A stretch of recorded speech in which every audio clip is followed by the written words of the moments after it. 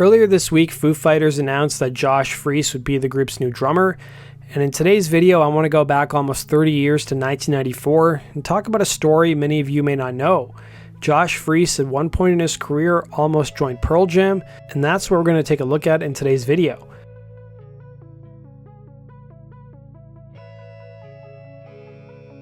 Josh Freese would pick up drums at the age of 8 when his family was residing in Placentia, California.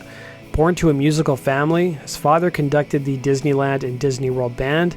His mother, meanwhile, was a classically trained pianist, and Freese started doing gigs at the age of 12, playing in a Disney cover band that did top 40 material. Soon enough, Freese would amass an impressive resume of bands and artists he played with, including the Vandals, Perfect Circle, Guns N' Roses, Devo, Paul Westerberg, The Offspring, and in addition to that, he's also done a variety of commercial work doing radio and TV commercials.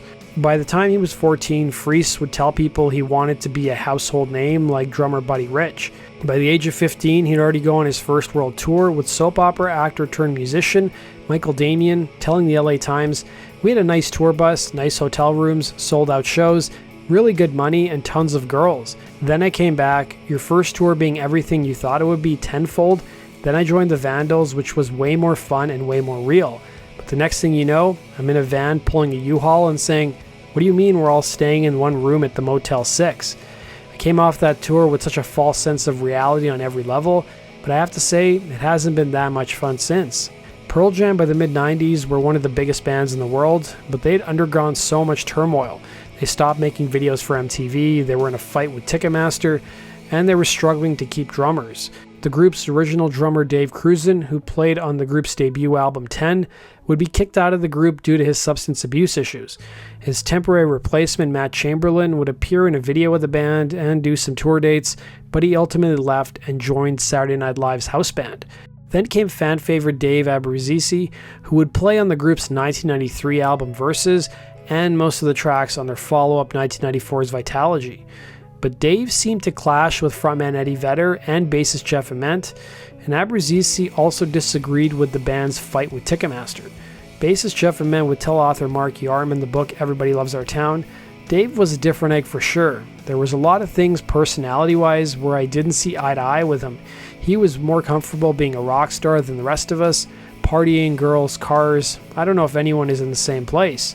Dave would fire back claiming he was the only member of the band who had the same girlfriend for 8 years, and that he was driving a used car during his time in the group, and the band was also hypocritical for showing up on the cover of magazines and then complaining in the same interview about how they didn't want to be rock stars.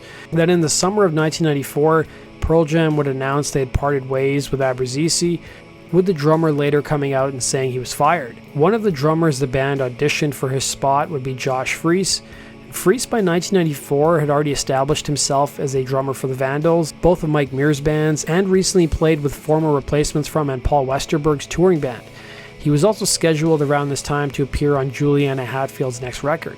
In the fall of 1994, the LA Times would publish an article with the headline, "Seeking Pearls, He Finds a Gem. Drummer Josh Freese made a bid to join rock's hottest selling band.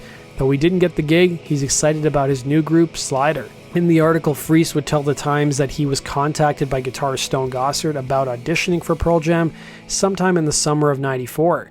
And it turned out Abbruzzese was a fan of Freese's Orange County band Extra Large that he played with in 1992 and 1993.